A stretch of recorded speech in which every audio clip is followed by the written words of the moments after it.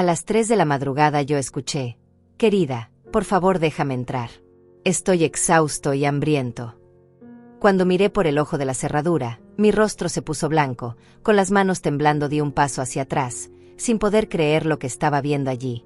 Era mi marido, el mismo hombre que estaba muerto hace 4 años, pero lo que yo no lograba creer es que durante todo ese tiempo él no podía terminar el pensamiento. Mi mente se negaba a procesar lo que mis ojos estaban viendo. Allí, del otro lado de la puerta, estaba Diego. Mi Diego. El hombre con quien me casé hace 30 años, el padre de mi hijo, el amor de mi vida. Pero no era el Diego que yo recordaba de las fotografías enmarcadas que todavía colgaban en la sala. Este hombre estaba demacrado, sucio, con la ropa hecha jirones. Su rostro estaba cubierto de barba descuidada y marcas que parecían cicatrices antiguas. Sus ojos, esos ojos cafés que solían mirarme con ternura, ahora reflejaban un terror profundo, una desesperación que me atravesó el pecho como un cuchillo. Los golpes continuaron, más suaves ahora, casi suplicantes. «Dolores, sé que suena imposible, pero soy yo. Por favor, necesito ayuda. No tengo mucho tiempo antes de que él regrese». ¿Él? ¿Quién era él? Mi cabeza daba vueltas. Hace 4 años, la policía había llegado a mi puerta con noticias devastadoras. Diego había tenido un accidente terrible en la carretera que conectaba nuestra ciudad con la capital. Su carro había caído por un barranco durante una tormenta. El vehículo quedó tan destruido que tuvieron que cerrar el ataúd. Nunca vi su cuerpo. Carlos, mi hijo, se encargó de todo. Él identificó los restos, firmó los papeles, organizó el funeral. Yo estaba demasiado destruida para hacer nada más que llorar. Y ahora, 4 años después, ese mismo hombre supuestamente muerto estaba tocando mi puerta en la madrugada. Con las piernas temblando, me acerqué nuevamente al ojo de la cerradura. Necesitaba estar segura. Necesitaba ver otra vez, confirmar que no estaba volviéndome loca, que no era un fantasma producto de mi soledad y mi dolor. Y ahí estaba él, mirando directamente hacia la puerta, como si supiera que yo estaba observando. Sus labios se movieron de nuevo. «Por favor, amor. Tengo frío. Tengo hambre. He caminado kilómetros para llegar aquí». Mis manos buscaron el cerrojo casi por instinto. Algo dentro de mí, algo más fuerte que la lógica o el miedo, me empujaba a abrir esa puerta. Pero me detuve. Carlos dormía en el piso de arriba. Mi hijo, que durante estos 4 años se había convertido en mi único sostén, en el hombre de la casa. Carlos, quien manejaba ahora todas las finanzas, quien tomaba todas las decisiones, quien me trataba como si fuera una anciana incapaz de pensar por sí misma. Carlos, quien había organizado el funeral de su propio padre. ¿Por qué pensé en Carlos en ese momento? No lo sé, pero algo en mi estómago se retorció con un presentimiento oscuro. Giré el cerrojo despacio, tratando de no hacer ruido. La puerta se abrió apenas una rendija y el olor me golpeó primero. Era un olor a humedad, a encierro, a suciedad acumulada durante mucho tiempo. Diego casi se desplomó hacia adelante y tuve que sostenerlo con todas mis fuerzas. Era sorprendentemente liviano, como si no hubiera comido bien en meses, quizás años. «Rápido», susurró él con voz ronca, «cierra la puerta.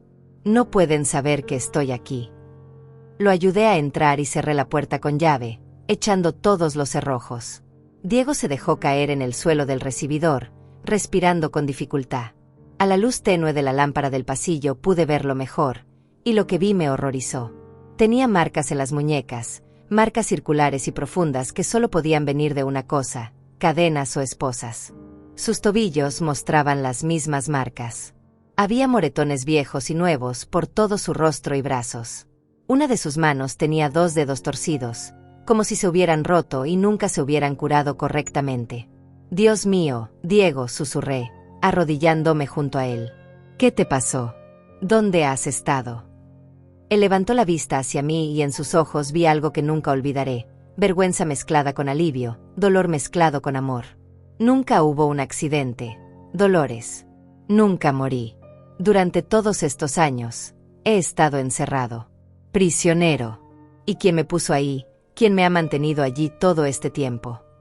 Su voz se quebró y las lágrimas comenzaron a rodar por sus mejillas sucias. Fue nuestro propio hijo. Carlos me secuestró. El mundo se detuvo. Las palabras flotaron en el aire entre nosotros como algo tangible, algo venenoso que no podía ser real. Carlos. Mi hijo. El hombre que me había consolado durante el funeral. El que había llorado conmigo. El que había jurado cuidarme siempre. Ese mismo Carlos había... No, era imposible. Tenía que ser imposible. No, dije sacudiendo la cabeza. No, eso no puede ser verdad. Carlos estaba destrozado cuando pensamos que habías muerto.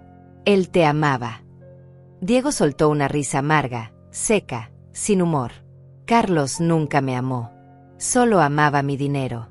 La herencia de mi padre, los terrenos, la cuenta de ahorros, todo. Yo me negué a darle acceso cuando comenzó a pedirme préstamos cada vez más grandes. Descubrí que tenía deudas de juego, dolores, deudas enormes, más de $100,000 con gente muy peligrosa. Le dije que no iba a financiar su adicción. Y entonces él encontró otra forma de conseguir lo que quería. Me senté en el suelo, mis piernas ya no podían sostenerme. 4 años. 4 años de luto, de dolor, de soledad. 4 años en los que Carlos había vivido en esta casa conmigo, había comido en mi mesa, había dormido bajo mi techo, mientras su padre estaba encerrado en algún lugar, sufriendo. La traición era tan grande, tan monstruosa, que mi mente se negaba a aceptarla completamente. ¿Dónde? Pregunté con voz apenas audible. ¿Dónde te tuvo? En un galpón abandonado, a las afueras de la ciudad, más allá de la vieja fábrica de textiles. Me mantenía encadenado. Al principio venía todos los días, tratando de convencerme de que firmara papeles, transferencias, poder notarial. Cuando me negué, dejó de venir tan seguido. Me dejaba comida una vez por semana, a veces menos. Agua turbia. Sin medicinas cuando me enfermaba. Sin luz. Sin nada más que ratas y oscuridad. Las lágrimas corrían por mi rostro ahora, imparables. ¿Cómo escapaste? Carlos tiene socios, Diego continuó, su voz tomando un tono más urgente. Gente a la que les debe dinero. Ellos sabían de mí. De hecho, fueron ellos quienes me vigilaban la mayor parte del tiempo. Hace 2 noches, 2 de ellos vinieron al galpón discutiendo. Estaban furiosos porque Carlos no les había pagado lo prometido. Se distrajeron peleando entre ellos y olvidaron cerrar bien el candado cuando se fueron. Logré forzarlo después de horas de intentar. Caminé toda la noche y todo el día, escondiéndome cuando veía carros. Tenía miedo de que fueran ellos buscándome. Tenía miedo de que fuera Carlos. Tenemos que llamar a la policía, dije intentando levantarme, pero Diego me agarró del brazo con una fuerza sorprendente para alguien en su estado. No, su voz sonó desesperada, casi un grito ahogado. No podemos. Todavía no. Carlos tiene conexiones. Dolores. Algunos policías están en su nómina. Me lo dijo varias veces para que perdiera la esperanza. Si llamamos ahora, él se enterará antes de que puedan arrestarlo. Y si eso pasa, desaparecerá con todo el dinero que me robó. O peor, vendrá por mí. Por ti. No pondremos denunciar hasta tener pruebas que no pueda destruir. Mi mente luchaba por procesar todo esto. El Diego que conocía era un hombre fuerte, decidido, que nunca le tenía miedo a nada. Ver este temor en sus ojos me decía que todo lo que estaba contando era real. Terriblemente real. ¿Qué pruebas? Pregunté limpiándome las lágrimas con el dorso de la mano. Diego metió la mano dentro de su camisa rota y sacó un sobre de plástico sucio y arrugado. Lo había mantenido pegado a su pecho, probablemente durante todo el escape. Dentro había papeles doblados, algunos documentos que parecían oficiales. Antes de que Carlos me encerrara definitivamente, logré guardar esto. Copias de transferencias bancarias que él hizo usando mi información. Contratos con prestamistas ilegales donde usó los terrenos de la familia como garantía. Incluso hay fotos que uno de sus socios tomó del galpón donde me tenían. Carlos no sabe que tengo esto. Pensó que lo había escondido en algún banco, por eso me mantuvo vivo todo este tiempo, tratando de que le dijera dónde estaba. Tomé el sobre con manos temblorosas y saqué los documentos. A la luz débil del pasillo pude ver nombres, cifras, fechas. Todo estaba ahí. transferencias por montos de $30,000, $50,000, $70,000, todas hechas desde la cuenta que Diego había heredado de su padre, todas firmadas con una falsificación de su firma. Había recibos de pagos a casas de apuestas clandestinas, bares, clubes nocturnos. Y al final del sobre, 3 fotografías borrosas pero claras, mostraban a un hombre encadenado en un lugar oscuro. Ese hombre era Diego. Esto es suficiente, dije con la voz quebrada. Esto es más que suficiente para meterlo en la cárcel por el resto de su vida. Pero primero necesitamos un plan, Diego insistió. Carlos duerme arriba, ¿verdad? ¿A qué hora suele despertar? Alrededor de las 7. Va al gimnasio todas las mañanas antes de ir a la oficina. Siempre ha sido muy regular con sus horarios. Decir esas palabras, hablar de la rutina cotidiana de Carlos como si todo fuera normal, me resultaba surrealista. ¿Cómo había vivido bajo el mismo techo con un monstruo sin darme cuenta? Entonces tenemos menos de 4 horas, Diego calculó mirando el reloj de pared. Necesito esconderme. Cuando él despierte y me vea aquí, tratará de matarnos a ambos. Ya no tiene nada que perder si descubre que escapé. Mi cerebro comenzó a funcionar a pesar del shock. Esta casa tenía más de 80 años. La había heredado de mis padres y tenía algunos espacios que poca gente conocía. El sótano, dije de repente. Tiene un compartimento secreto debajo de las escaleras. Mi padre lo construyó durante la guerra para esconder provisiones. Carlos nunca supo de su existencia porque era muy pequeño cuando mis padres murieron. Llévame allá, Diego intentó ponerse de pie, pero sus piernas cedieron. Estaba demasiado débil, demasiado desnutrido. Lo ayudé a levantarse, pasando su brazo sobre mis hombros. Era dolorosamente liviano. Caminamos despacio hacia la puerta que daba al sótano. Cada paso era una agonía de tensión, pensando que Carlos podría despertar en cualquier momento. Las escaleras hacia el sótano crujían bajo nuestro peso, y cada sonido me parecía un grito en el silencio de la madrugada. El sótano olía a humedad y a cosas viejas. Cajas polvorientas se apilaban contra las paredes, herramientas oxidadas colgaban de ganchos, muebles cubiertos con sábanas formaban siluetas fantasmales en la oscuridad. Guié a Diego hacia el fondo, donde las escaleras de madera formaban un triángulo con el muro. Detrás de una estantería vieja, casi invisible a menos que supieras dónde buscar, había un panel de madera que se deslizaba hacia un lado. Lo moví con esfuerzo. No lo había abierto en años. Detrás apareció un espacio estrecho, apenas suficiente para que una persona pudiera acostarse. Había algunas mantas viejas que mi madre guardaba allí décadas atrás. No es mucho, dije sintiéndome horrible por tener que esconder a mi propio marido como si fuera un criminal, pero estarás a salvo aquí.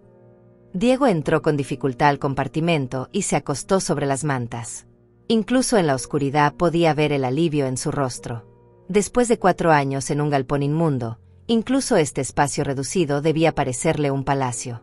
Dolores, me llamó antes de que cerrara el panel. Ten mucho cuidado con Carlos. No dejes que sospeche nada. Actúa normal. Actúa como has actuado estos últimos 4 años. Él es inteligente y manipulador. Cualquier cambio en tu comportamiento lo alertará. Asentí aunque no estaba segura de poder fingir normalidad después de lo que acababa de descubrir. Cerré el panel y volví a colocar la estantería en su lugar. Subí las escaleras del sótano con las piernas temblando, cerré la puerta y me quedé en el pasillo tratando de recuperar el aliento. Eran casi las 4 de la madrugada. En 3 horas Carlos bajaría esas mismas escaleras, me daría los buenos días con esa sonrisa que ahora sabía era completamente falsa, y se iría al gimnasio como todos los días. Como si no tuviera a su padre secuestrado durante 4 años. Como si no me hubiera mentido cada día de mi vida reciente. Fui a la cocina y me senté en la mesa donde Carlos y yo desayunábamos juntos cada mañana. La misma mesa donde Diego solía sentarse antes de su muerte. Ahora ese asiento estaba ocupado por el hombre que lo había traicionado de la peor manera posible. Puse mi cabeza entre mis manos y traté de no gritar. ¿Cómo había llegado a esto? ¿Cómo mi hijo, el bebé que había cargado en mis brazos, el niño que había criado con amor, se había convertido en esto? Intenté recordar señales, momentos en los que debía haber notado algo. Pero Carlos siempre había sido encantador, atento, cariñoso en apariencia. Después de la muerte de Diego, se había mudado conmigo diciendo que no quería dejarme sola. Había asumido el control de las finanzas familiares, diciendo que yo estaba demasiado triste para ocuparme de esas cosas. Había vendido el carro de Diego, había vaciado su oficina, había donado su ropa, todo bajo el pretexto de ayudarme a sanar. Y yo, ciega de dolor, había dejado que lo hiciera todo. Le había entregado el control completo de mi vida sin hacer preguntas. Había firmado papeles que él me ponía enfrente sin leerlos porque confiaba en él. Dios mío, ¿cuánto dinero había perdido? ¿Cuánto me había robado? Un sonido en el piso superior me sobresaltó. Pasos. Carlos se había levantado temprano. Mi corazón se aceleró tan rápido que pensé que me daría un infarto allí mismo. No estaba lista. No podía enfrentarlo todavía. No sabía cómo actuar normal cuando todo mi mundo acababa de explotar. Los pasos bajaban por las escaleras. Me levanté rápidamente y me dirigí a la cafetera, tratando de parecer ocupada, tratando de que mis manos dejaran de temblar. Carlos entró a la cocina en pantalones de pijama y una camiseta. Mamá, dijo con sorpresa genuina, ¿qué haces despierta tan temprano? Lo miré. Realmente lo miré. Tenía 32 años, alto, de complexión atlética gracias a sus horas en el gimnasio. Cabello oscuro, siempre perfectamente peinado. Ojos que yo solía pensar eran como los de Diego, pero que ahora veía fríos, calculadores. ¿Cómo no lo había notado antes? No podía dormir, mentí, sorprendiéndome de lo firme que sonó mi voz. Últimamente tengo insomnio. Carlos se acercó y puso una mano en mi hombro. Tuve que hacer un esfuerzo sobrehumano para no apartarme de su toque. ¿Has pensado en tomar algo para dormir? ¿Puedo pedirte una cita con el médico? No es necesario, respondí girándome hacia la cafetera para que no viera mi expresión. Solo son cosas de la edad. Ya se me pasará. Podía sentir sus ojos clavados en mi espalda, escudriñándome, buscando algo fuera de lugar. El silencio se extendió incómodo entre nosotros hasta que finalmente habló. Voy a ducharme. Hoy tengo una reunión importante en la oficina. Probablemente llegue tarde. No me esperes para cenar. Está bien, dije sin voltearme. Escuché sus pasos alejándose, subiendo nuevamente las escaleras. Solo cuando oí cerrarse la puerta de su habitación me permití exhalar el aire que había estado conteniendo. Me senté nuevamente en la mesa con una taza de café que no tenía intención de beber. Las manos todavía me temblaban. ¿Cómo iba a sobrevivir horas, tal vez días, fingiendo que todo estaba bien? Diego tenía razón sobre necesitar un plan, ¿pero cuál? No podíamos ir a la policía si algunos oficiales trabajaban para Carlos. No podíamos simplemente huir porque Carlos tenía recursos, contactos, dinero robado para financiar una búsqueda. Necesitábamos ayuda. Alguien en quien pudiera confiar. Y entonces pensé en Amelia. Amelia era mi vecina desde hacía más de 20 años. Una mujer de 70 años, viuda como yo pensaba que era, con quien compartía el té algunas tardes. Era discreta, confiable, y lo más importante, no tenía ninguna conexión con Carlos. Él apenas la saludaba cuando la veía, considerándola solo como la vieja vecina entrometida. Esperé a que Carlos se fuera al gimnasio. Lo vi salir por la ventana de la cocina, subirse a su costoso auto deportivo, uno que había comprado supuestamente con su salario de la oficina, pero que ahora sospechaba había pagado con el dinero robado a Diego. Cuando el auto desapareció al final de la calle, bajé corriendo al sótano. Diego, llamé moviendo el panel. Ya se fue. Tengo que salir un momento, pero volveré pronto. ¿A dónde vas? Su voz sonó alarmada. A buscar ayuda. Confía en mí. Salí de la casa y crucé el pequeño jardín que separaba mi propiedad de la de Amelia. Toqué su puerta con urgencia. Ella abrió en bata, con el cabello blanco recogido en un rodete desprolijo, sorprendida de verme tan temprano. Dolores, querida, ¿qué pasa? Estás pálida. Amelia, necesito tu ayuda. Es urgente. ¿Puedo pasar? Me hizo entrar a su sala acogedora que olía a canela y café recién hecho. Nos sentamos y durante los siguientes 20 minutos le conté todo. Cada palabra, cada detalle horrible de lo que había descubierto esa madrugada. Amelia escuchó en silencio, su rostro pasando de la incredulidad al horror absoluto. Dios santo, susurró cuando terminé.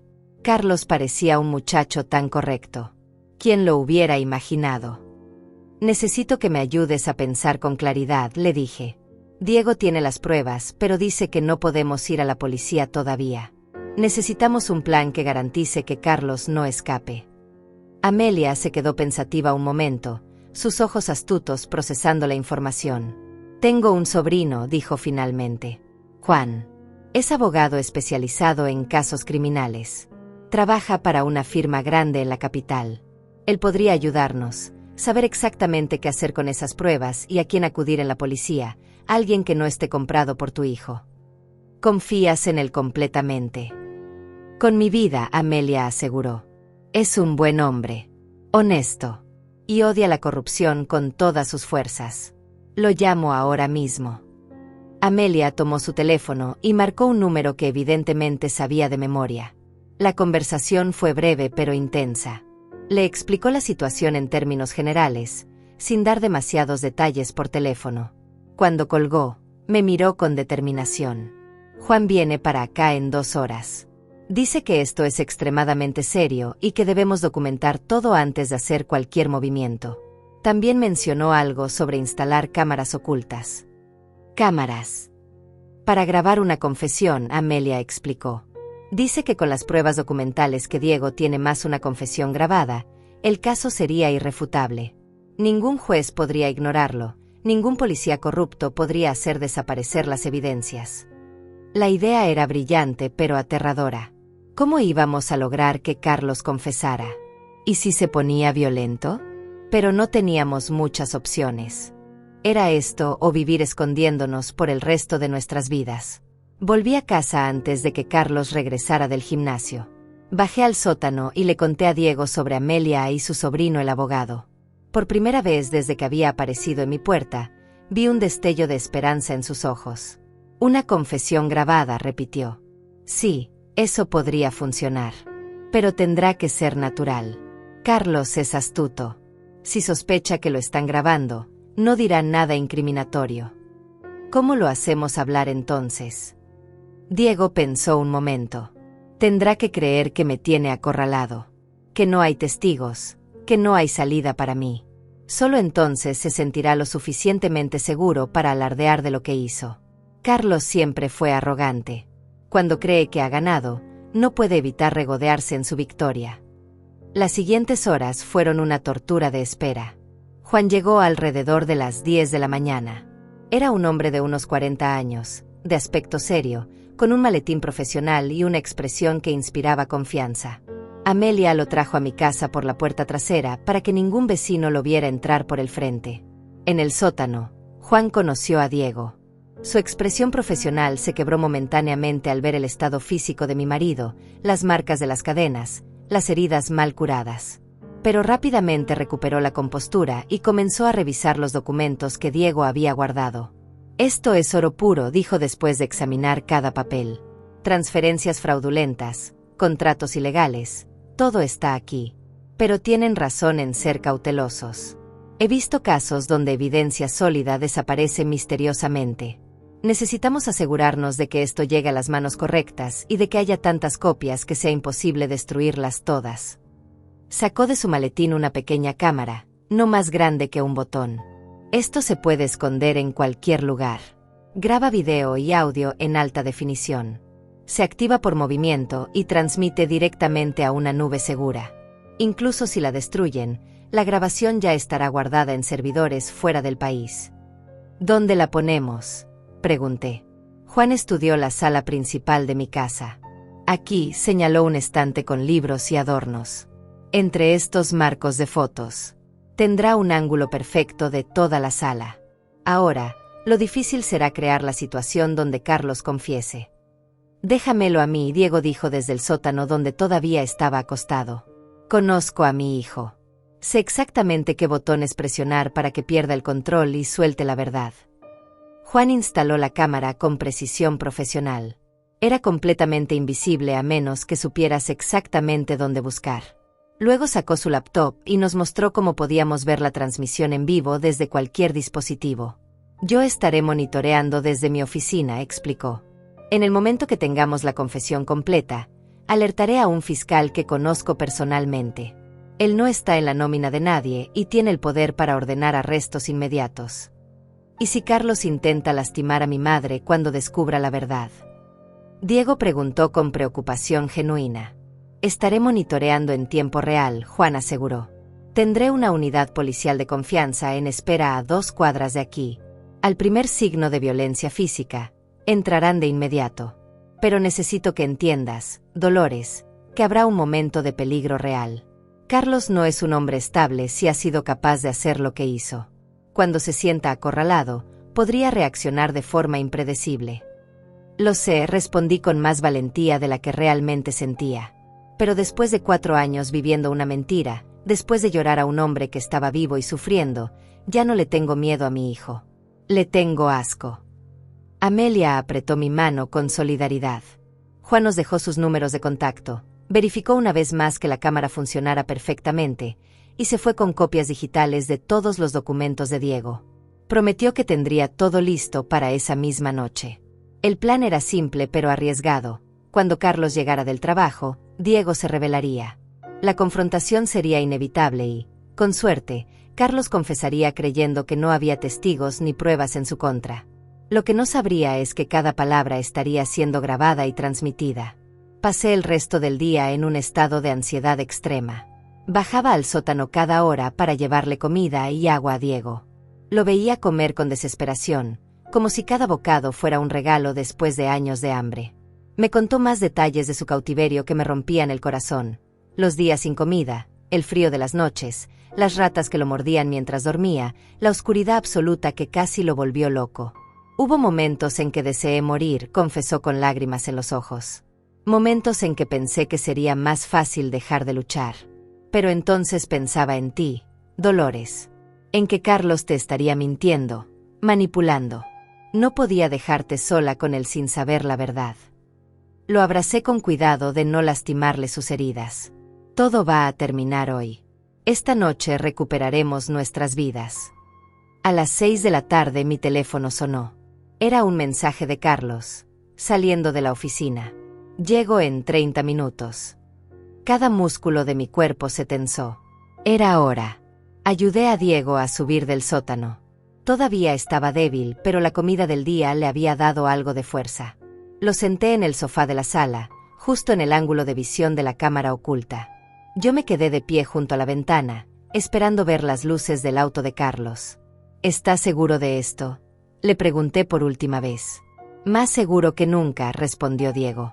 Ese hombre dejó de ser mi hijo el día que me encadenó como a un animal. Hoy enfrentará las consecuencias. Las luces del auto iluminaron la ventana. Carlos estaba llegando. Escuché el motor apagarse, la puerta del carro cerrarse, sus pasos en el camino de entrada. La llave girando en la cerradura. La puerta abriéndose. Mamá, ya llegué, llamó como todos los días. Pasos acercándose a la sala. Y entonces se detuvo en seco. Carlos se quedó petrificado en el umbral de la puerta, mirando el sofá donde Diego estaba sentado. Su rostro pasó por una serie de expresiones en cuestión de segundos. Sorpresa, confusión, reconocimiento y finalmente, terror puro. «Hola, hijo», Diego dijo con una voz cargada de amargura. «¿No vas a saludar a tu padre muerto?». El silencio que siguió fue ensordecedor. Carlos abrió la boca, pero no salió ningún sonido. Sus ojos iban de Diego a mí, tratando de procesar lo imposible. «¿Cómo?», finalmente logró articular. «No puedes estar aquí. Es imposible». «Imposible». Diego se rió sin humor. ¿Imposible como fingir la muerte de tu padre? ¿Imposible como mantenerlo encadenado en un galpón durante 4 años? Ese tipo de imposible, Carlos. Carlos recuperó algo de compostura. Cerró la puerta detrás de él lentamente y entró a la sala. Pero noté cómo sus ojos evaluaban la situación, buscando salidas, calculando opciones. Era como ver a un depredador acechando. Mamá se dirigió a mí ignorando completamente a Diego. ¿Qué está pasando aquí? ¿De dónde salió este hombre? No te atrevas, le dije con una voz que no reconocí como mía. No te atrevas a fingir que no sabes quién es. He visto las marcas en sus muñecas. He visto las heridas. He visto los documentos que prueban lo que hiciste. Algo cambió en la expresión de Carlos. La máscara de confusión cayó y lo que quedó fue algo frío, calculador, peligroso. Ya veo, dijo lentamente. El viejo logró escapar y vino llorando contigo. ¿Y qué pruebas crees que tiene, mamá? Los delirios de un loco que aparece después de 4 años. Tengo las transferencias bancarias, Diego intervino. Los contratos con tus acreedores. Las fotografías del galpón. Todo guardado en un lugar donde nunca lo encontrarás. Carlos se rió, pero fue una risa sin alegría. ¿Y qué piensas hacer con eso? ¿Ir a la policía? Adelante. Te dirán que estás loco. Un muerto que resucita con historias fantásticas. ¿Quién te va a creer? Yo le creo, dije firmemente. Y no estoy ciega, Carlos. Ahora que sé la verdad, puedo ver todo lo que no vi antes. ¿Cómo te apropiaste de esta casa? ¿Cómo manejaste el dinero de la familia? ¿Cómo me aislaste de amigos y familiares? Todo fue parte de tu plan. Mi plan. Carlos dio un paso adelante e instintivamente retrocedí. Mi plan era sobrevivir. Mamá, ¿tienes idea de cuánto dinero debía? $150,000 a gente que mata por mucho menos. Papá tenía ese dinero guardado, dinero que de todas formas yo iba a heredar eventualmente. Solo aceleré el proceso. Aceleraste el proceso. Diego se levantó del sofá con dificultad, temblando de rabia. Me encerraste como a un perro. Me dejaste morir de hambre. Me negaste medicinas. Me mantuviste en la oscuridad durante años. Y todo por dinero que dilapidaste en casinos y apuestas. No fue solo por las apuestas, Carlos se acercó más a Diego, su postura amenazante. También fue porque nunca fuiste el padre que debiste ser. Siempre tan correcto, tan moral, juzgándome por cada error. Nunca fui lo suficientemente bueno para ti. Bueno, ahora soy el que tiene el control. Soy el que toma las decisiones. Eres un monstruo, le dije. ¿Cómo pudiste hacerle esto a tu propio padre? ¿Cómo pudiste mentirme cada día durante 4 años? Carlos se volvió hacia mí y en sus ojos vi algo que me heló la sangre. No había remordimiento, no había culpa. Solo frialdad. Fue fácil, mamá. Más fácil de lo que pensé. Organicé el accidente falso, pagué al empleado del depósito de cadáveres para que proporcionara un cuerpo quemado irreconocible, falsifiqué papeles. Lo identifiqué como papá. Tú estabas tan destrozada que ni siquiera quisiste ver el cuerpo. Fue perfecto. ¿Y el funeral? Pregunté sintiendo náuseas. ¿Las lágrimas? El dolor que mostraste. Actuación, respondió encogiéndose de hombros. Bastante convincente. ¿No crees? Hasta yo me sorprendí de lo bien que lo hice. Y después de eso, tuve acceso completo a todas las cuentas. Transferí el dinero, pagué mis deudas, me compré el carro que siempre quise. Incluso invertí parte del dinero en negocios que me están dando buenas ganancias. Mientras tu padre sufría encadenado, agregué con asco. Él se lo buscó, Carlos dijo sin emoción. Si me hubiera dado el dinero cuando se lo pedí, nada de esto habría pasado. Pero no, tenía que ser el padre sabio y responsable que no financia las malas decisiones de su hijo. Bueno, pagó el precio de su terquedad. Diego dio un paso hacia Carlos. Vas a pagar por esto. Te vas a pudrir en la cárcel. Carlos soltó una carcajada genuina esta vez. ¿En la cárcel? Yo. Carlos negó con la cabeza como si estuviera lidiando con niños tontos. No van a encerrarme, papá. Porque nadie va a saber lo que pasó aquí. ¿Crees que vine sin un plan de respaldo? Tengo contactos, recursos, lugares donde esconderme si algo sale mal. Y lo más importante, tengo gente que me debe favores. Gente peligrosa. Ya no tienes el control que crees, Diego dijo. Las cosas han cambiado. ¿Ah, sí? Carlos metió la mano en su bolsillo y sacó su teléfono. Una llamada y tendré a 5 hombres aquí en 10 minutos. Hombres que saben cómo hacer desaparecer cuerpos sin dejar rastro. Hombres que no hacen preguntas mientras les pague. Mi corazón latía tan fuerte que pensé que se me saldría del pecho. Miré discretamente hacia donde sabía que estaba la cámara oculta. ¿Estaría Juan escuchando todo esto? ¿Habría suficiente evidencia ya? ¿Nos estás amenazando? Pregunté tratando de mantener a Carlos hablando. A tu propia madre y a tu padre. No los estoy amenazando. Carlos guardó el teléfono y su expresión se volvió más oscura. Les estoy explicando la realidad de la situación. Papá debió quedarse en ese galpón. Debió morir allí eventualmente, de hambre o enfermedad. Nadie lo habría encontrado nunca. Pero ahora que escapó, complica las cosas. Y las complicaciones necesitan ser resueltas. Carlos, por favor, intenté apelar a cualquier humanidad que pudiera quedar en él. Soy tu madre. Te cargué en mi vientre, te crié, te amé. No significa nada eso para ti. Significó algo, admitió, hasta que dejó de serme útil. Después de la muerte falsa de papá, te necesitaba para mantener las apariencias. La pobre viuda con su hijo devoto cuidándola. Perfecto para evitar sospechas. Pero ahora eres un problema, mamá. Los dos lo son. Diego se movió colocándose entre Carlos y yo. A pesar de su debilidad, todavía trataba de protegerme. Si nos vas a matar, al menos dime por qué. ¿Por qué no me mataste desde el principio? ¿Por qué mantenerme vivo durante 4 años? Carlos suspiró como si la pregunta lo aburriera. Porque eres más valioso vivo que muerto, papá. Al menos lo eras. Verás, además del dinero que transferí de tus cuentas, hay otras propiedades. Los terrenos que heredaste del abuelo, por ejemplo, valen fácilmente $500,000. Pero no podía venderlo sin tu firma o sin un certificado de defunción que fuera más difícil de falsificar. Te mantuve vivo pensando que eventualmente te quebrarías y firmarías todo. Pero resultaste ser más terco de lo que imaginé. Así que todo fue por dinero, Diego dijo con repulsión. Tu padre no valía nada para ti excepto como una fuente de ingresos. Exactamente, Carlos asintió sin vergüenza. ¿Y sabes qué es lo irónico? Que incluso después de todo este esfuerzo, todavía tengo deudas. Las ganancias de las apuestas nunca compensan las pérdidas a largo plazo. Necesito esos terrenos ahora más que nunca. Mis nuevos acreedores no son tan pacientes como los anteriores.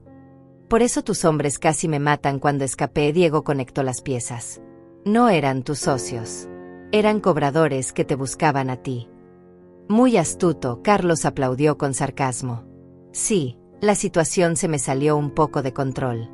Contraté a esos tipos para que te vigilaran mientras yo trabajaba. Les pagaba $500 a la semana. Pero dejé de poder pagarles cuando perdí 25,000 en una mala noche en el casino. Se enojaron. Dijeron que si no les pagaba, te venderían al mejor postor o simplemente te matarían para recuperar algo de dinero de tus órganos. Dios mío, susurré horrorizada. La maldad de mi hijo no tenía límites. Pero adivina qué, Carlos continuó, su tono volviéndose más agresivo. Ya no me importa el dinero de los terrenos. Ahora solo me importa sobrevivir. Y para eso, ustedes dos no pueden existir. Es una lástima, realmente. Mamá, fuiste una buena cobertura durante estos años. Y papá, bueno, supongo que debí matarte hace 4 años cuando tuve la oportunidad. No vas a salirte con la tuya, Diego dijo firmemente. Hay gente que sabe la verdad. ¿Quién? La vieja entrometida de al lado.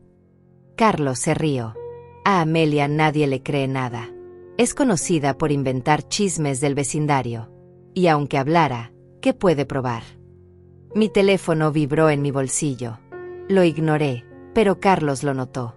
¿Esperas una llamada, mamá? Tal vez de alguien que crees que puede ayudarte. No respondí. El teléfono vibró de nuevo. Esta vez Carlos se acercó y extendió la mano. Dámelo. No. Dije que me lo des. Su voz se volvió amenazante. Dio otro paso hacia mí. Diego intentó interponerse, pero Carlos lo empujó con fuerza. Mi marido, todavía débil, cayó de vuelta al sofá. No lo toques, grité. ¿O qué? Carlos me arrinconó contra la pared. ¿Qué vas a hacer, mamá? Dame el teléfono ahora. Con manos temblorosas saqué el teléfono de mi bolsillo. Carlos me lo arrebató y miró la pantalla. Eran 2 mensajes de Juan. Lo tenemos todo grabado y la policía viene en camino. La cara de Carlos se transformó en una máscara de furia absoluta. ¿Me grabaron? Me grabaron. Comenzó a buscar frenéticamente por la sala, tirando cosas, moviendo muebles. Encontró la cámara oculta en menos de 1 minuto y la arrancó con rabia, estrellándola contra el suelo. Pero era demasiado tarde y él lo sabía. ¿Quién más está involucrado?, me gritó agarrándome del brazo con fuerza. ¿Quién tiene la grabación?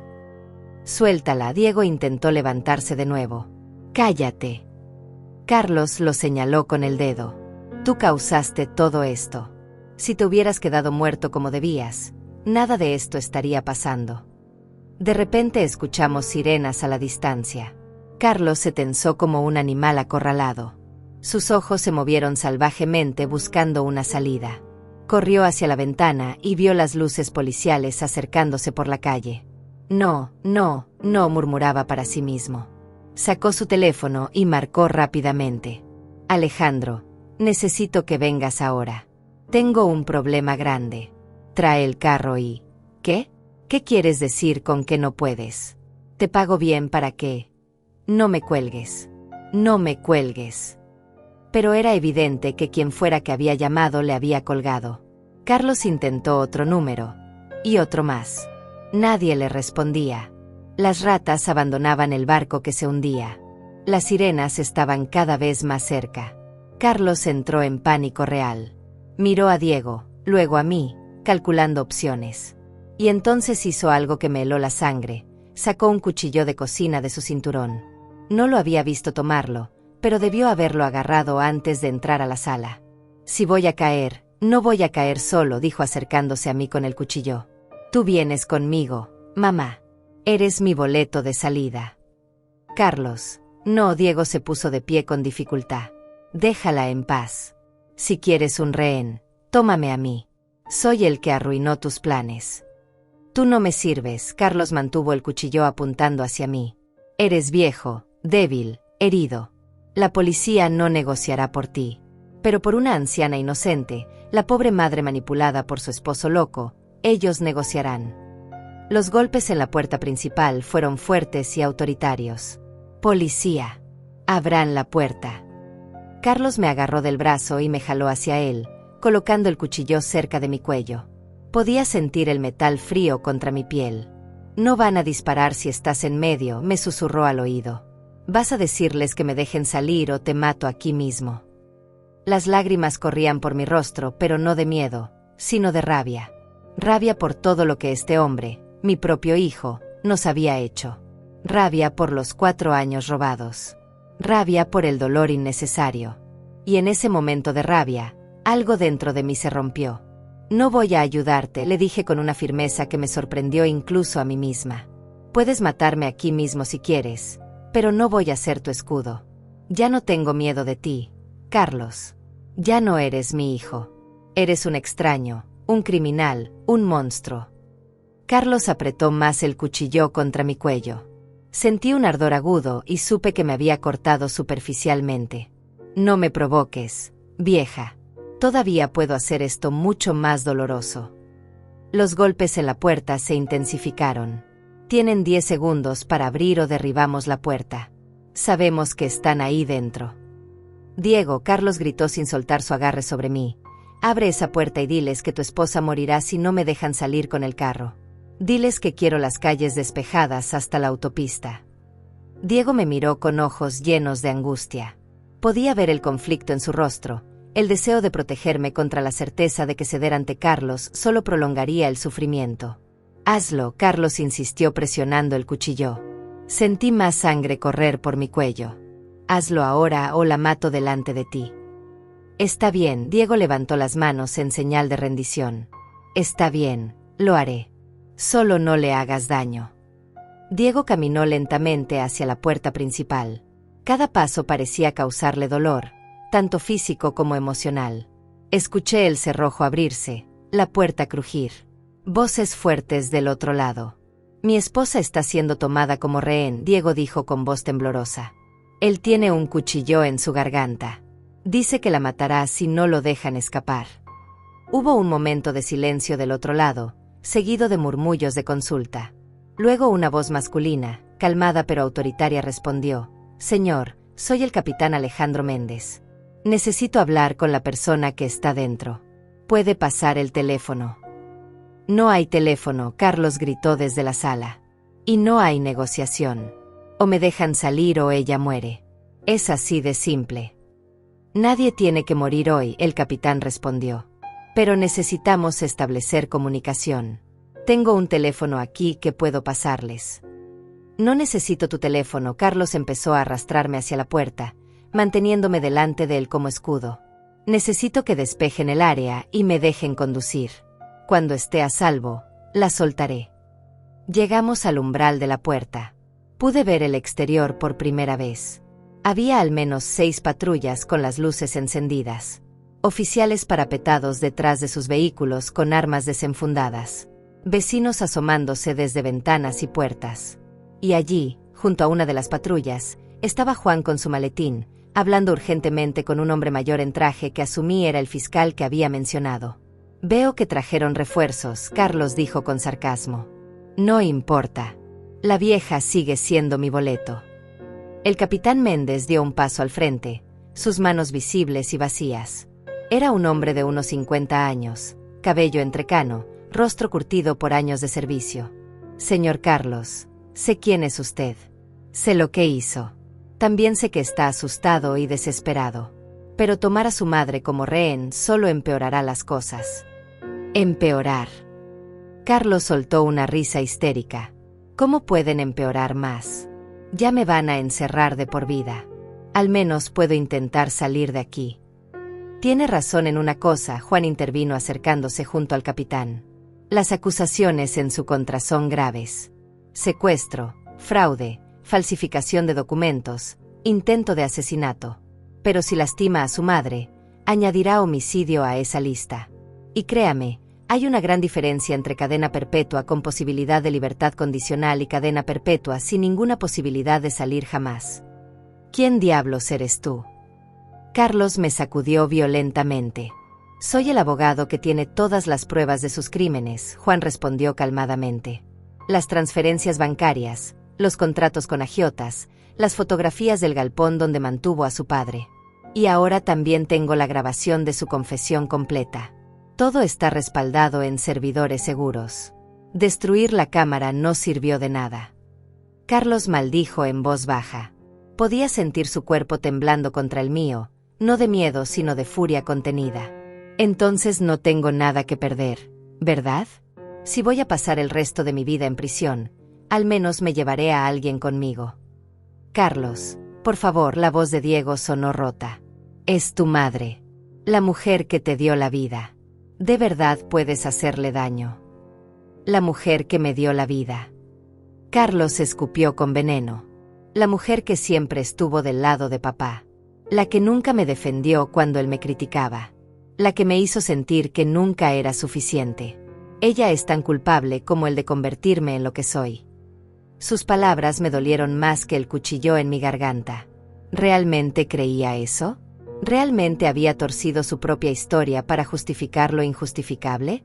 Eso es mentira y lo sabes, le dije. Te amamos. Te dimos todo. El problema nunca fuimos nosotros, Carlos. El problema siempre fuiste tú y tus decisiones. El cuchillo presionó más fuerte. Cállate. No sabes nada. Sé que eras un niño normal, continué aunque sabía que lo estaba provocando. Sé que tuviste las mismas oportunidades que cualquier otro. Sé que elegiste el camino de las apuestas, de las mentiras, de la violencia. Esas fueron tus elecciones, nadie más. Dije que te calles. De repente, desde el costado de la casa, apareció Amelia. Estaba pálida pero decidida, caminando directamente hacia nosotros, ignorando los gritos de los policías para que se detuviera. Carlos, llamó con voz firme. Yo te vi crecer. Te vi convertirte en el hombre que eres hoy. Y déjame decirte algo. Tus padres hicieron lo mejor que pudieron. El monstruo en el que te convertiste fue tu elección. Nadie más tiene la culpa. ¿Y a ti qué te importa, vieja entrometida? Carlos le gritó. Me importa porque Dolores es mi amiga. Amelia se detuvo a unos metros de nosotros. Y porque he vivido suficientes años para reconocer a un cobarde cuando lo veo. Y eso es lo que eres, Carlos. Un cobarde que lastima a los que no pueden defenderse. Carlos estaba perdiendo el control completamente. Su respiración era errática, su agarre sobre mí se aflojaba y apretaba en intervalos irregulares. Los policías comenzaron a moverse estratégicamente, acercándose por los flancos mientras él estaba distraído. Y entonces pasó algo inesperado. Diego, quien había estado apoyado contra el marco de la puerta aparentando debilidad extrema, de repente se movió. Con la poca fuerza que le quedaba, se lanzó contra Carlos desde el costado. No fue un movimiento poderoso, pero fue suficiente para desestabilizar a mi hijo. El cuchillo se alejó de mi cuello por un instante y yo aproveché ese momento para dejarme caer hacia adelante, escapando de su agarre. «Ahora», gritó el capitán Méndez. Todo sucedió en cuestión de segundos. 3 oficiales se abalanzaron sobre Carlos desde diferentes ángulos. Hubo un forcejeo breve y violento. Carlos luchó como un animal salvaje, gritando obscenidades, intentando alcanzar a alguien con el cuchillo. Pero estaba rodeado, superado en número y en fuerza. Uno de los oficiales logró torcer su muñeca y el cuchillo cayó al suelo con un sonido metálico. Otro lo empujó contra la pared mientras un tercero le ponía las esposas. Carlos seguía gritando, maldiciendo, amenazando. Pero ya no tenía poder. Ya no era el hombre que controlaba mi vida. Era solo un criminal siendo arrestado. Amelia corrió hacia mí y me ayudó a sentarme en el escalón de la entrada. Mis piernas ya no me sostenían. Diego se dejó caer a mi lado, agotado por el esfuerzo de ese último acto de valentía. Nos abrazamos, llorando, temblando, pero finalmente libres. Un paramédico se acercó y comenzó a limpiar el corte en mi cuello. «No es profundo», dijo con amabilidad. «Solo necesita algunos puntos». Tuvo suerte. Suerte. Qué palabra tan extraña para describir esta situación. Pero supongo que sí tuve suerte. Suerte de que Diego escapara. Suerte de tener a Amelia como vecina. Suerte de que Juan fuera un abogado honesto. Suerte de sobrevivir esta noche. Carlos fue metido en una de las patrullas. Antes de que cerraran la puerta, volteó a mirarme. Sus ojos ya no mostraban furia, solo algo parecido al vacío. «Esto no termina aquí», gritó. «Tengo abogados. Mamá.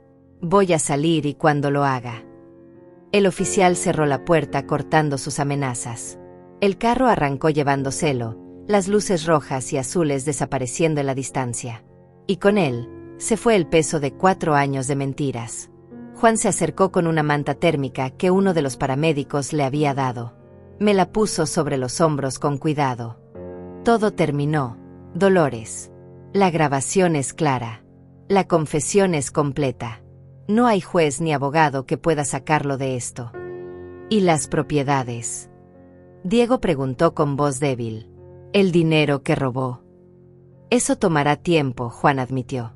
«Pero tenemos todos los registros de las transferencias.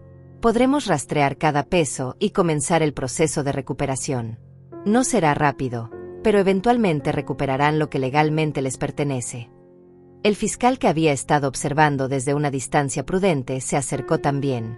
Era un hombre mayor, de apariencia seria pero con ojos amables. «Señora Rivas, señor Diego, soy el fiscal José Hernández. Quiero que sepan que este caso tendrá mi atención personal. Lo que su hijo hizo es una de las traiciones familiares más crueles que he visto en mis 30 años de carrera. Me aseguraré de que enfrente la justicia completa». «Gracias», logré decir aunque mi voz sonaba extraña incluso para mí. ¿Cuánto tiempo? ¿Cuánto tiempo estará encerrado?» Con los cargos que tenemos, entre el secuestro prolongado, el fraude masivo, la falsificación de documentos, el intento de homicidio y ahora la toma de rehenes, estamos hablando de al menos 40 años sin posibilidad de libertad condicional. Y eso si se declara culpable. Si va a juicio y lo encontramos culpable, podría ser cadena perpetua. 40 años. Carlos tenía 32. Saldría siendo un anciano, si es que salía alguna vez. Debería haber sentido alivio, pero lo que sentí fue un vacío profundo. Este era mi hijo. El bebé que había amamantado. El niño cuyas rodillas había curado cuando se caía. El adolescente cuya tarea había revisado. ¿Cómo había llegado a esto? «Necesitan atención médica urgente», el capitán Méndez intervino dirigiéndose principalmente a Diego.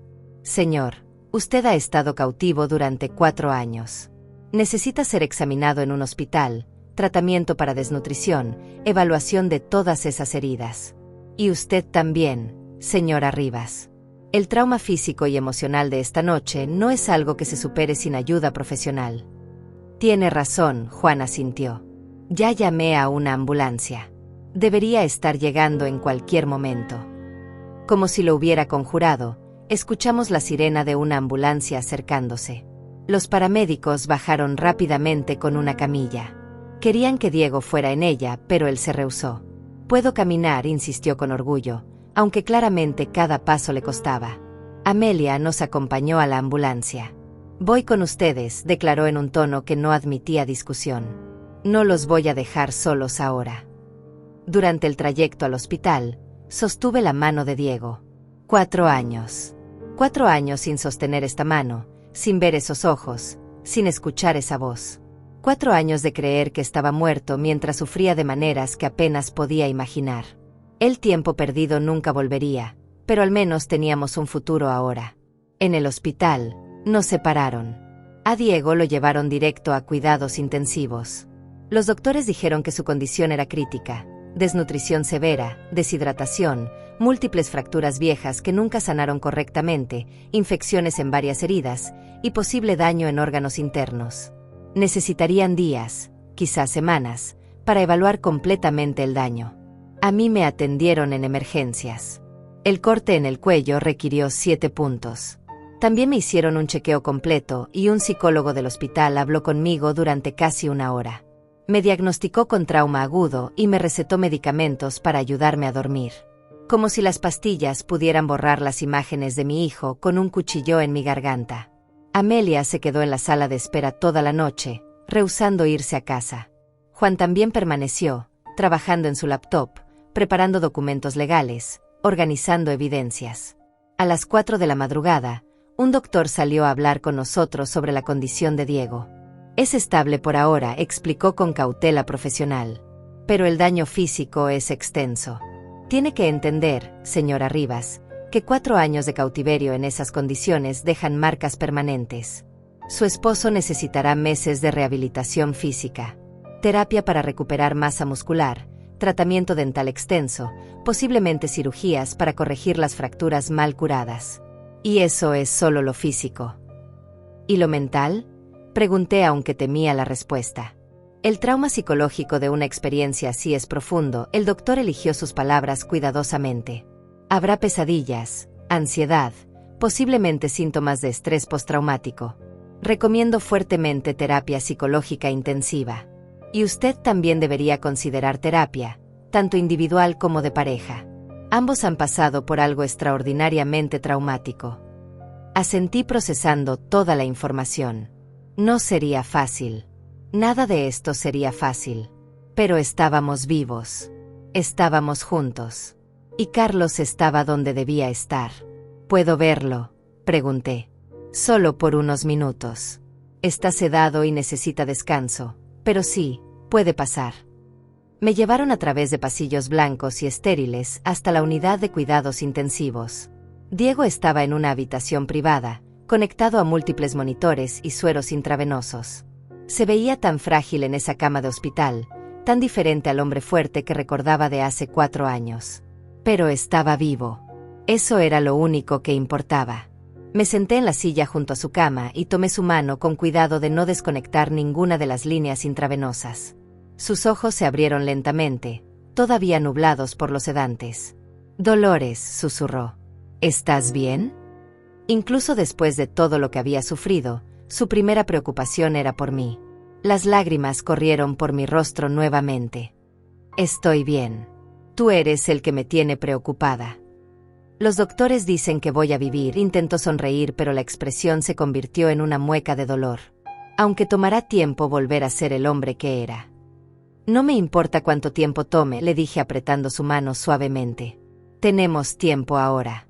Todo el tiempo del mundo». «Carlos», comenzó a decir. «No quiero hablar de él», lo interrumpí. «No ahora. No aquí. Dejemos que la justicia se encargue de Carlos. Nosotros necesitamos enfocarnos en sanar». Diego asintió débilmente. Pensé que nunca volvería a verte. Hubo noches en ese galpón donde lo único que me mantenía cuerdo era tu imagen. Recordar tu risa, tu voz, la forma en que preparabas el café en las mañanas. Esos recuerdos fueron mi salvación. Y ahora haremos nuevos recuerdos, le prometí.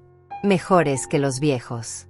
Cuando salgas de aquí, cuando te recuperes, vamos a vivir la vida que Carlos nos robó. Vamos a viajar a todos los lugares que siempre quisiste conocer. Vamos a pasar tiempo con amigos que no vimos en años. Vamos a ser felices otra vez. Me gustaría eso, Diego cerró los ojos, la sedación volviendo a llevárselo. Me gustaría mucho eso. Una enfermera entró discretamente y me indicó que era hora de irme. Le di un beso en la frente a Diego y salí de la habitación con el corazón más liviano de lo que había estado en años. Los días siguientes fueron un torbellino de actividad. Juan trabajó incansablemente organizando todo el caso legal. Las pruebas contra Carlos eran abrumadoras. Las transferencias bancarias mostraban exactamente cómo había robado más de $300,000 a lo largo de 4 años. Los contratos con prestamistas ilegales demostraban sus deudas de juego. Las fotografías del galpón eran evidencia irrefutable del secuestro. Y la grabación de su confesión sellaba su destino. El fiscal Hernández presentó los cargos formales: secuestro en primer grado, privación ilegal de libertad, tortura, fraude agravado, falsificación de documentos públicos, robo, intento de homicidio y toma de rehenes. Cada cargo llevaba años de prisión. Juntos, significaban que Carlos nunca volvería a ser un hombre libre. La noticia se expandió por toda la ciudad. Los periódicos locales publicaron la historia en primera plana. Hijo secuestra a su propio padre durante 4 años por herencia, decía uno de los titulares. Las redes sociales explotaron con comentarios, algunos de apoyo, otros de morbo. Tuve que desconectar el teléfono por unos días porque los periodistas no dejaban de llamar pidiendo entrevistas. Amelia fue un ángel durante todo ese tiempo.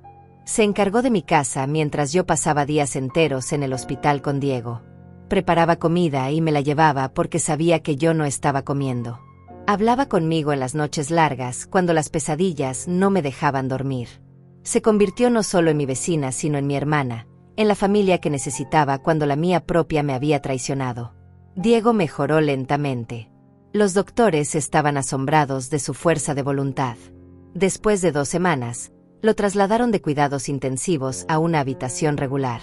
Después de 1 mes, comenzó terapia física. Ver sus primeros pasos después de tanto tiempo fue como ver a un niño aprendiendo a caminar. Cada logro, por pequeño que fuera, era una victoria. El juicio de Carlos estaba programado para 3 meses después de su arresto. Su abogado defensor, un hombre caro que Carlos contrató con el último dinero que le quedaba, intentó negociar un acuerdo. Ofrecieron 20 años a cambio de una confesión de culpabilidad. El fiscal Hernández rechazó la oferta inmediatamente. Este caso va a juicio, nos informó en una reunión en su oficina. La evidencia es demasiado sólida y los crímenes demasiado atroces. El pueblo merece ver justicia completa. Llegó el día del juicio. Diego ya había salido del hospital, aunque todavía usaba un bastón para caminar. Habíamos comenzado terapia de pareja, como los doctores recomendaron. No era fácil. Había mucho dolor que procesar, mucha ira que canalizar, mucho perdón que dar y recibir. Pero estábamos comprometidos a hacerlo funcionar. La sala del tribunal estaba llena. Periodistas, curiosos, personas que habían seguido el caso en las noticias. Yo me senté en la primera fila con Diego de un lado y Amelia del otro. Juan estaba con el equipo de fiscalía como testigo experto. Carlos entró con uniforme de prisión y cadenas en los pies. Se veía diferente. Había perdido peso, su cabello estaba descuidado, tenía ojeras profundas. Cuando sus ojos se encontraron con los míos, no vi remordimiento, solo resentimiento, como si de alguna manera yo fuera la culpable de su situación. El juicio duró 2 semanas. El fiscal presentó cada evidencia meticulosamente. Las transferencias bancarias fueron explicadas por expertos financieros. Las fotografías del galpón fueron mostradas, causando gasps de horror en la sala. El testimonio de Diego fue devastador, describiendo en detalle cada día de su cautiverio. Yo también testifiqué, relatando los 4 años de luto falso, la manipulación constante, la noche del rescate. Pero el momento más impactante fue cuando proyectaron la grabación de la confesión de Carlos. Toda la sala quedó en silencio absoluto escuchando sus palabras frías, su falta de remordimiento, su admisión detallada de cada crimen. Algunos miembros del jurado lloraron abiertamente. La jueza, una mujer severa de unos 60 años, tuvo que pedir un receso después de que terminara la grabación. El abogado defensor de Carlos intentó argumentar que mi hijo sufría de adicción al juego, que era una enfermedad que nublaba su juicio. Intentó presentar a Carlos como una víctima de sus propios demonios. Pero era imposible generar simpatía después de escuchar esa confesión, después de ver las fotografías del sufrimiento de Diego. El jurado deliberó por solo 4 horas. Cuando regresaron a la sala, el silencio era tan denso que podía cortarse con un cuchillo. El capataz del jurado se puso de pie, un hombre mayor con lentes y expresión solemne. En el cargo de secuestro en primer grado, encontramos al acusado culpable. En el cargo de privación ilegal de libertad, culpable. En el cargo de tortura, culpable. En el cargo de fraude agravado, culpable. La lista continuó. Culpable en todos los cargos. Todos y cada uno. Carlos no mostró emoción. Simplemente miró al frente con expresión vacía. Su abogado puso una mano en su hombro, pero la apartó bruscamente. La jueza programó la sentencia para la semana siguiente. Quiero tiempo para considerar adecuadamente la severidad de estos crímenes, explicó. Este es uno de los casos más perturbadores que he presidido en mi carrera. Salimos del tribunal rodeados de periodistas. Juan nos escoltó hasta un carro que estaba esperando, manteniéndolos a raya. No hicimos declaraciones. No había nada que decir que no estuviera ya en los registros del tribunal. La semana de espera hasta la sentencia fue extraña. Había una sensación de finalidad en el aire, como si estuviéramos conteniendo el aliento esperando que algo terminara oficialmente. Diego y yo pasamos esos días tranquilos en casa, organizando lo que sería nuestra nueva vida. Juan había logrado congelar las cuentas bancarias donde Carlos había depositado el dinero robado. El proceso de recuperación sería largo, pero al menos sabíamos que eventualmente recuperaríamos parte de lo perdido. Amelia venía todos los días a tomar té con nosotros. Se había convertido en parte esencial de nuestras vidas, la hermana que nunca tuve, la amiga que me salvó cuando más lo necesitaba. Hablábamos de todo menos de Carlos. Era como si hubiéramos hecho un pacto silencioso de no dejar que él contaminara más nuestros días. Llegó el día de la sentencia. La sala del tribunal estaba incluso más llena que durante el juicio. La jueza entró y todos nos pusimos de pie. Su expresión era grave, casi sombría. Tenía una carpeta gruesa frente a ella, probablemente conteniendo todos los detalles del caso que había estado revisando. Carlos Alberto Rivas comenzó con voz firme y clara: usted ha sido encontrado culpable de múltiples cargos extremadamente graves. He revisado cada evidencia, cada testimonio, cada detalle de este caso. Y debo decir que en mis 35 años como jueza, raramente he visto un caso de traición familiar tan calculada, tan cruel y tan desprovista de humanidad básica. Carlos la miraba sin expresión, como si sus palabras no lo tocaran. Usted secuestró a su propio padre, un hombre que le dio vida, que lo crió, que lo amó. Lo mantuvo en condiciones infrahumanas durante 4 años. Lo torturó física y psicológicamente. Le robó no solo su dinero, sino años de su vida que nunca podrá recuperar. Causó a su madre un dolor inimaginable, haciéndola creer que su esposo estaba muerto, manipulándola y controlándola. Y cuando fue descubierto, intentó asesinar a la mujer que le dio vida. La jueza hizo una pausa, quitándose los lentes y limpiándolos antes de continuar. La ley me permite cierta discreción en la sentencia.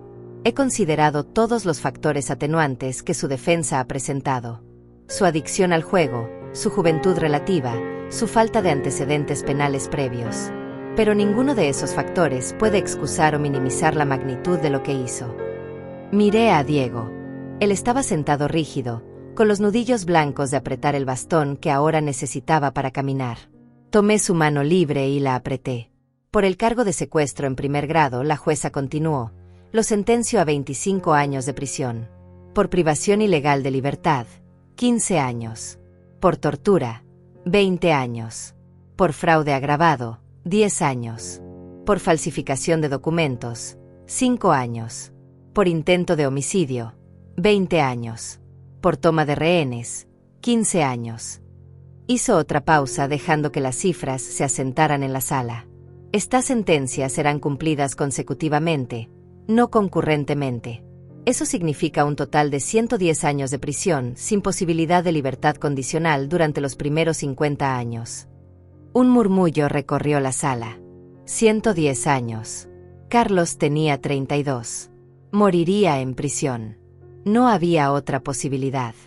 Además, la jueza agregó: ordeno que el señor Rivas pague restitución completa de todos los fondos robados, más intereses y daños.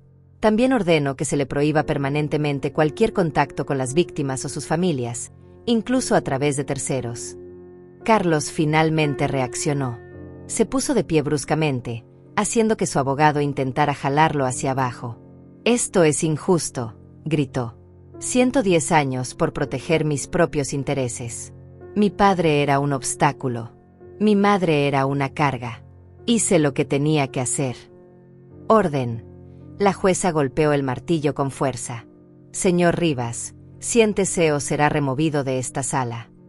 No me importa. Carlos continuó gritando mientras dos oficiales se acercaban. Los odio a todos. Especialmente a ti, mamá. Debiste haberte quedado fuera de esto. Debiste haberme dejado terminar lo que empecé. Los oficiales lo agarraron, uno de cada brazo. Carlos luchó brevemente, pero estaba esposado y no tenía oportunidad. Mientras lo arrastraban fuera de la sala, seguía gritando obscenidades, maldiciones, culpándonos a todos por su destino. Su voz se fue apagando a medida que lo alejaban hasta que finalmente solo quedó silencio. La jueza esperó un momento antes de hablar nuevamente. Señora Rivas, señor Diego, lamento profundamente que hayan tenido que pasar por esta experiencia. Ninguna familia debería tener que enfrentar tal traición. Espero que esta sentencia les traiga algo de paz y cierre. Esta corte está levantada. El golpe del martillo resonó con una finalidad absoluta. Se terminó. Realmente se terminó. Salimos del tribunal por última vez. Los periodistas gritaban preguntas, pero esta vez Juan no tuvo que protegernos. Diego se detuvo en las escaleras del edificio y se volteó para enfrentar las cámaras. Mi hijo tomó decisiones que lo llevaron por un camino oscuro, dijo con voz firme aunque cargada de emoción. Tuvo oportunidades de cambiar, de pedir ayuda, de hacer lo correcto. Eligió no tomarlas. Las consecuencias de sus acciones son suyas para cargar. Mi esposa y yo hemos decidido que no hablaremos más públicamente sobre este caso. Queremos reconstruir nuestras vidas en privado, sanar en privado, y seguir adelante en privado. Les pedimos que respeten eso. No esperó respuestas. Bajamos las escaleras lentamente, Diego apoyándose en su bastón, yo sosteniéndolo del otro brazo. Amelia nos esperaba en el carro. Juan nos había dado todos los documentos finales esa mañana. No había nada más que hacer legalmente. Era hora de vivir. Los meses siguientes fueron de sanación gradual. Diego continuó con su terapia física y eventualmente pudo caminar sin bastón. Las pesadillas disminuyeron en frecuencia, aunque nunca desaparecieron completamente. Yo también tuve mis propios desafíos, procesando la traición, el luto por el hijo que pensé que tenía versus el monstruo que realmente era. Vendimos la casa. Había demasiados recuerdos dolorosos en esas paredes. Compramos un lugar más pequeño al otro lado de la ciudad, cerca de Amelia, quien también decidió mudarse para estar cerca de nosotros. Juan se convirtió en un amigo cercano, visitándonos regularmente para asegurarse de que todo estuviera bien con el proceso de restitución. Recuperamos aproximadamente $250,000 del dinero robado. El resto se había perdido en apuestas o gastado de maneras que no podían rastrearse. Pero era suficiente. Con ese dinero, más la pensión de Diego y nuestros ahorros personales, podíamos vivir cómodamente. Hicimos el viaje que habíamos prometido. Fuimos a la costa, un lugar que Diego siempre quiso visitar, pero nunca tuvimos tiempo. Caminamos por la playa al atardecer, sintiendo la arena bajo nuestros pies, escuchando las olas. Era simple pero perfecto. ¿Estás feliz?, Diego me preguntó mientras nos sentábamos a ver la puesta del sol. Pensé en la pregunta. Feliz era una palabra complicada después de todo lo que habíamos pasado. Pero mirando a este hombre, Mi esposo que había sobrevivido 4 años de infierno y todavía podía sonreír, todavía podía amar, todavía podía soñar con futuros mejores. Supe mi respuesta. Sí, dije honestamente. No de la forma en que pensé que sería la felicidad. Pero sí, soy feliz. Estoy viva, tú estás vivo. Tenemos una segunda oportunidad. Eso es más de lo que muchas personas tienen. Diego me besó en la frente. Más de lo que pensé que tendríamos hace un año, cuando estaba encadenado en ese galpón. No hablamos más de eso. Ya no había necesidad. El pasado era el pasado. Carlos estaba donde debía estar, pagando por sus crímenes. Nosotros estábamos aquí, bajo el cielo anaranjado del atardecer, vivos y juntos. Recibimos una carta de Carlos desde la prisión. Llegó 6 meses después de la sentencia. La sostuve en mis manos durante días sin abrirla. Finalmente, una noche, con Diego a mi lado, la abrí. Era corta, garabateada en papel de prisión barato. No pedía perdón. No expresaba remordimiento. Solo decía que finalmente entendía que nunca saldría, que moriría en esa celda, y que de alguna forma retorcida, eso era culpa nuestra. Terminaba diciendo que nos odiaba y que esperaba que nunca encontráramos paz. Diego tomó la carta de mis manos y la rompió en pedazos sin decir palabra. La tiró al basurero. No merece ni un segundo más de nuestro tiempo, dijo simplemente. Y tenía razón. Esa fue la última vez que Carlos tuvo algún poder sobre nuestras vidas. Nunca respondimos. Nunca volvimos a leer sus cartas. Él era un fantasma de un pasado doloroso, nada más. Amelia organizó una pequeña fiesta en su casa un año después del arresto. Solo nosotros 3 y Juan con su esposa. Brindamos no por la justicia, aunque la justicia había sido servida, sino por la supervivencia, por la amistad, por las segundas oportunidades. Por la familia que elegimos, Amelia levantó su copa. Por la familia que elegimos, repetimos todos. Y en ese momento, en esa sala llena de gente que realmente nos amaba y a quien realmente amábamos, supe que habíamos ganado. No porque Carlos estuviera en prisión, sino porque nosotros estábamos libres. Libres del miedo, libres de las mentiras, libres para vivir el resto de nuestros días en paz. Diego y yo todavía estamos juntos. Él tiene 70 años ahora, yo 69. Las cicatrices físicas se han desvanecido, pero las emocionales permanecen. Pero hemos aprendido a vivir con ellas, a no dejar que nos definan. Somos sobrevivientes, no víctimas. Y esa es nuestra victoria final.